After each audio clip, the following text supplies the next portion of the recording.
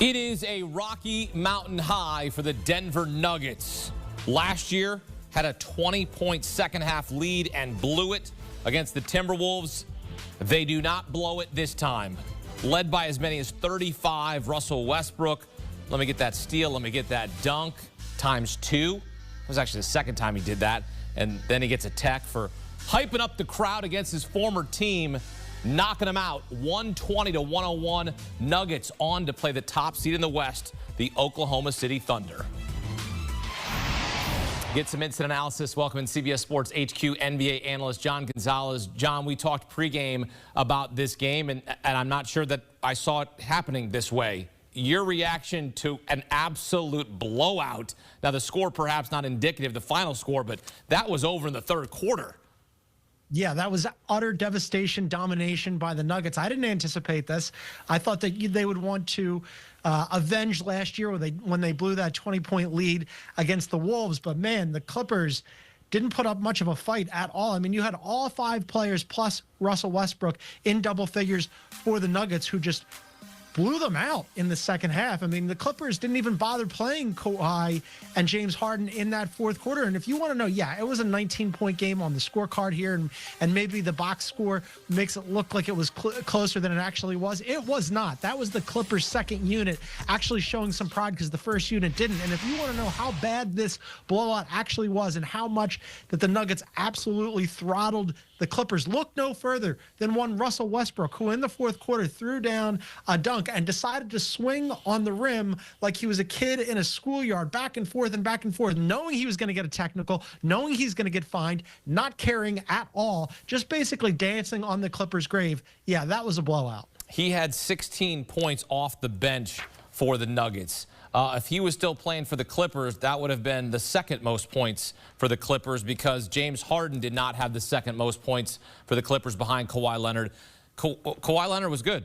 James Harden was not. Again, another no-show in a Game 7, in an elimination game for James Harden. 2 of 8 for 7 points. Yeah, he had 13 assists, but, John, we talked about this pregame as well. Another Houdini act for one James Harden. Yeah, so he had 13 assists, 10 of those in the first half, and you could think, okay, well, maybe he's setting up the other guys and he's trying to get the Clippers going.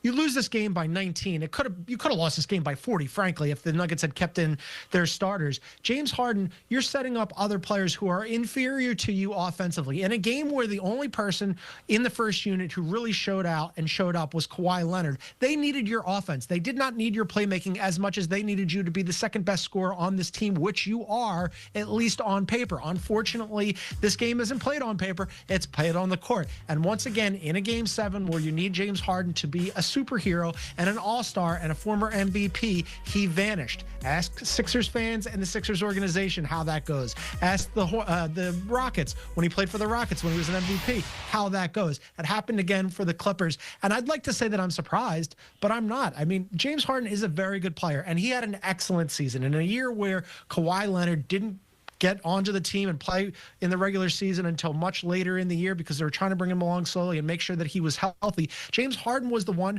who ran that offense and generated points for them and made sure that he was distributing and getting everybody involved. Tonight, 13 assists gets you absolutely nowhere, and they're going home because of it. Do you think the reason to hold Kawhi back was more of a necessity, or do you think it was more in trying to prepare for the postseason? Yeah, was trying to prepare for the postseason, and at least by what we saw in this 7-game series, that part worked, right? That panned out. They had an idea. They had a theory of the case that let's not worry about Kawhi early in the year. Let's bring him along slowly. Let's bring him along towards the back end of the regular season, and then hopefully he'll be healthy for the playoffs. Well, that part worked out. He was excellent in the series. Kawhi Leonard was not the problem. The fact that he played all 7 games and was, frankly, probably the best player for either team throughout the series, that's a win for the Clippers. The problem was everything else. This is the oldest team, Akeem, in the NBA. James Harden, you needed more from him throughout. He was inconsistent. He had a good Game 6, but an awful Game 5 and an awful Game 7. Norm Powell, who had a glow-up year because Paul George left. He goes to the Sixers now. The Clippers rightly decided not to pay Paul George, and they said, you know what? New Paul George is Norm Powell. Congratulations, Norm. He had a good season. Guess what? Not that great of a series here. Yeah, look, the Clippers, not a lot of people had expectations for this team. I personally didn't. I had them outside of the playoffs looking in. Well, they proved me wrong. They were the 5 seed, and they took the Nuggets to Game 7 and gave them everything they could through the first 6 games, but it was that last game where nobody showed up but Kawhi Leonard. What will be the excuse then? What do you think Clippers fans will say? What do you think the players will say will be the excuse? Because we heard LeBron say, well, we didn't have time to gel enough. We didn't have a center. We had all these excuses. I mean, excuses are for losers. That's just what it is, right? You can make statements for sure, but if you're James Harden, if you're that organization, what's the excuse this time? Another first-round exit. I don't know that there is an excuse beyond that the Nuggets were ultimately better through 7 games. I mean, your top-line talent for the Nuggets showed up in Game 7. You had all 5 players plus Russ in double figures.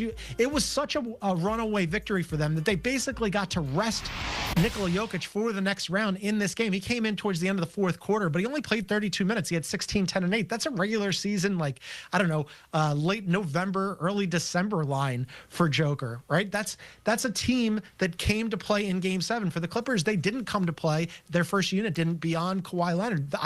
If you're looking for an excuse here, the excuse is you didn't show up. You weren't as good as the Nuggets. Flat out, you did not show up. And the offense, frankly, the Clippers' offense, this is a team that's built around their defense. They needed a ton of offense tonight outside of Kawhi Leonard, and they just did not get it.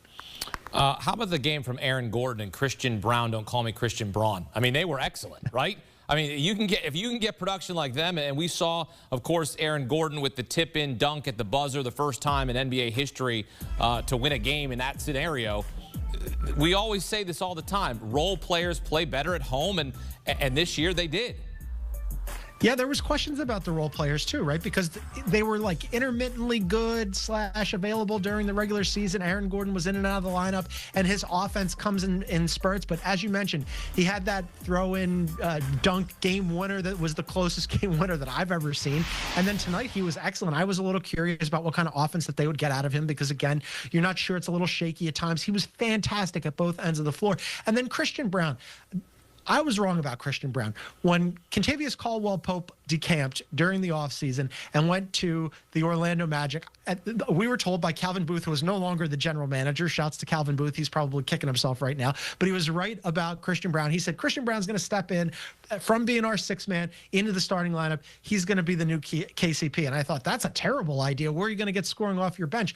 Well, they were right about this. Christian Brown was fantastic. He got some consideration for 6th man of the year this season or last season, and then this season, stepping into the starting lineup. He looked really good. Most improved player is what I was looking for. He got some consideration there.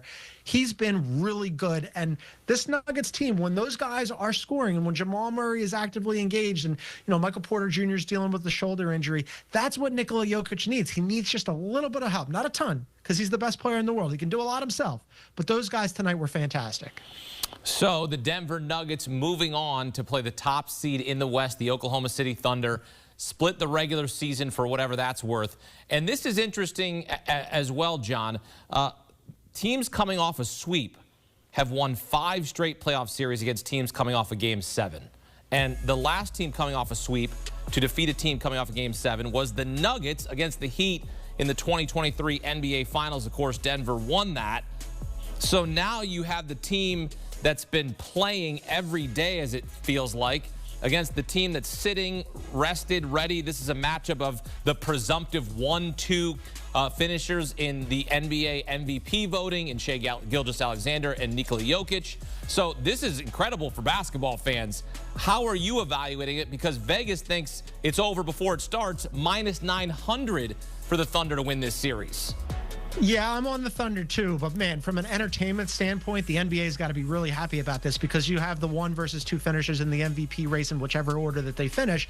It's probably going to be SGA. I think it should be Nikola Jokic because his numbers this season were absolutely undeniable, but there's no wrong answer there for who should win MVP. So you got those two guys clashing. You've got the Nuggets who, yes, they've been playing a ton of basketball, but they've got some fantastic storylines, and it's that classic rust versus rest situation for the Oklahoma City Thunder. I think they're going to be great. They've had a really great season. By every metric during the regular season, they were gangbusters, and you saw how they dismantled the poor Memphis Grizzlies. They just ran right through them. It was the 6th best, biggest point differential in a 4-game sweep in NBA history, and they are just loaded up and down their roster. See, that's the difference between the Oklahoma City Thunder and the Nuggets. The Thunder, 1 through 8, are just guys who constantly show up and show out. Whereas the Nuggets, beyond Nikola Jokic, you're going, okay, like Aaron Gordon was really good in the series and he was good in Game 7. What kind of Aaron Gordon are you going to get going forward? What kind of Jamal Murray are you going to get? Are you going to get the aggressive, hunting his shots, 2-man game with Nikola Jokic? Or are you going to get the guy who's sometimes a little passive or a little rusty? I think it's going to be a fantastic series. I'm still on the Thunder. I wouldn't say it's going to be a runaway for the Thunder, but they're absolutely the favorites here. Game 1 of that series set for Monday night, beginning in Oklahoma City. Nikola Jokic against Shai Gilgeous. Mình sẽ đi vào chi tiết. Tô tượng với các tô công chúa vực.